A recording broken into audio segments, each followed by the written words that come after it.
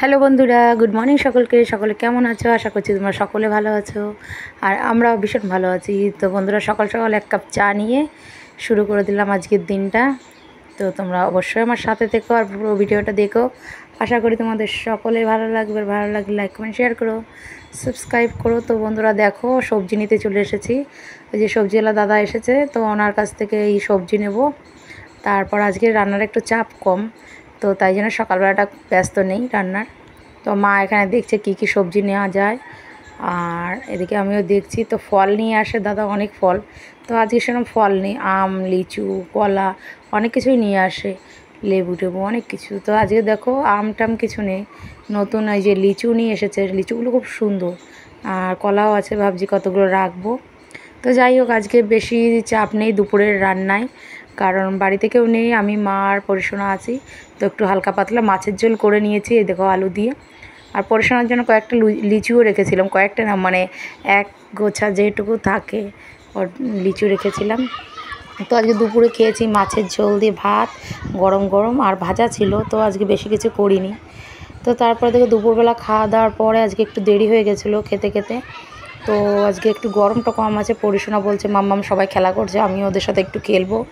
তো এখানে দেখো এই যে পরিশোনা খেলা করছে, ওদের সাথে অনেক আছে বাচ্চা কাচ্চা দেখো। তো অনেক দিন এরকম পায় না সবাইকে, আজকে প্রচুর বাচ্চা কাচ্চা এসেছে খেলতে। একদম আমাদের বাড়ির পাশেই এইটুখানি জায়গা ফাঁকা আছে, এখানেই ওরা রোজ দিন খেলে। তো দেখো এই যে পরিশোনা মজা করে খেলা করছে। আর একটা মজার কাণ্ড এক্ষুনি ঘটবে, তোমরা দেখো খেলাটার মাঝখানে। তো ওই যে পরিশোনা তো খেলতে পারে না, ও ছোটো। তো যারা ছোট রয়েছে ওদের দুধে ভাতে খেলতে নেয়, মানে সব দলেই খেলবে সেরকমভাবে। তো দেখো এখানে একটা মজার কাণ্ড এক্ষুনি ঘটবে। আর এই যে বাচ্চাদের খেলা দেখে আমাদেরও ছোটোবেলার কথা মনে পড়ে যায়, তাই দাঁড়িয়ে দাঁড়িয়ে ওদের খেলা দেখছিলাম। আর মনে করছিলাম আমরাও ছোটোবেলায় এরমভাবেই খেলতাম, এ সমস্ত খেলতাম। তো দেখো বন্ধুরা, পরিশোনার খেলাটা একটু দেখি এখানে দাঁড়িয়ে, তারপরে আবার ওকে ঘুম পাড়াবো বিকালবেলা।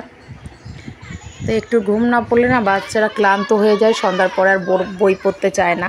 তো পরিশোনাকে আমি রেগুলারই ঘুম পাড়াই স্কুল থেকে আসলে।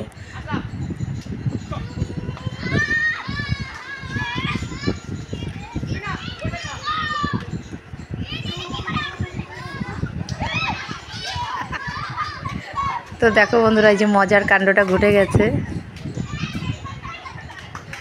ওর সাথে লজ্জা পেয়ে গেছে পড়ে।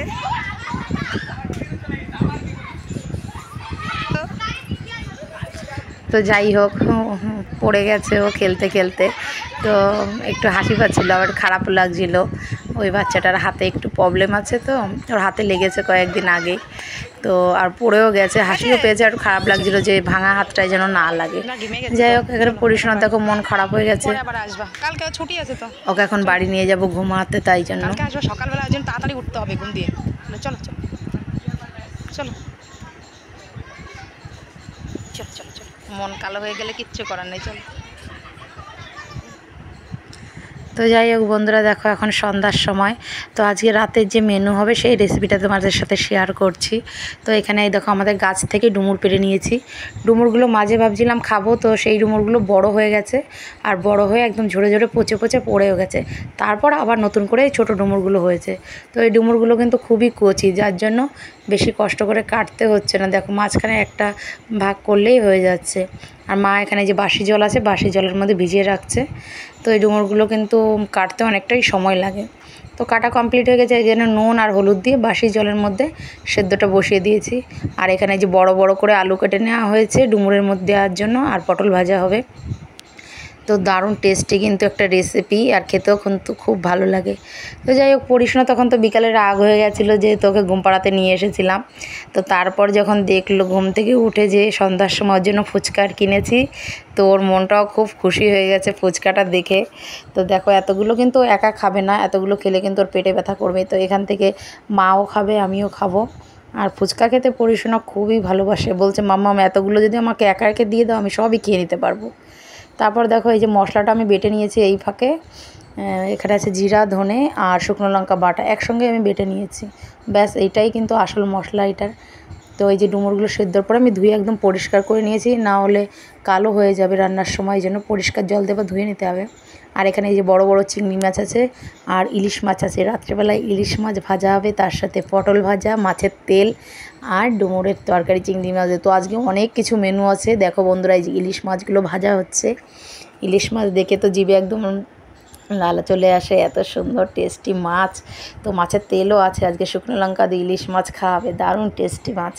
তো যাই হোক, দেখো মাছগুলো তো ভেজে নিয়েছি আর এইদিকে চিংড়ি মাছ ভাজা হয়ে গেছে। তোমাদের সাথে এই রেসিপিটা বেশি শেয়ার করলাম না, কারণ আগে আমার ভিডিওতে দেওয়া আছে এই ডুমুরের রেসিপি, ওই জন্য শুধু জিরা ধনে দিয়ে ভালো করে শুকনো লঙ্কা দিয়ে কষাতে হবে, কষিয়ে ভাজা আলুগুলো দিয়ে নেড়ে চেড়ে জল দিতে হবে পরিমাণ মতো, বেশি ঝোল রাখা যাবে না। তো দেখো এখানে আমার তরকারিটা হয়ে গেছে কত সুন্দরভাবে, আর এখানে পটল ভাজাটাও হয়ে গেছে।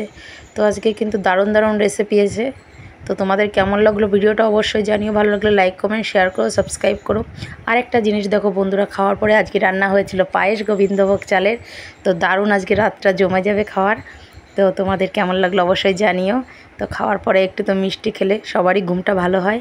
তো চলো, দেখাবে পরের একটা ভিডিওতে। টাটা, সকলে ভালো থেকো।